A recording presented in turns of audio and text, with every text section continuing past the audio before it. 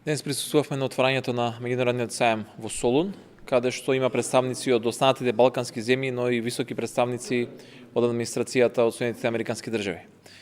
После отварањето имавме билатерална средба со министерот од Грција Папас, каде што покрај другите теми, она што е најзначајно за граѓаните на Македонија е дека ги продолживме разговорите во детали за намалување на цените за роамингот помеѓу граѓаните од двете земји.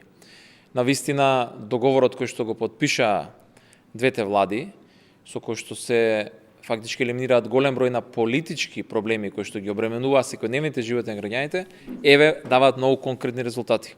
А тоа е дека многу брзо, јас верувам дека дури пред крајот на месец септември, ќе можеме да објавиме и конкретен договор за намалување на цените на роамингот за граѓаните на Македонија и Грција.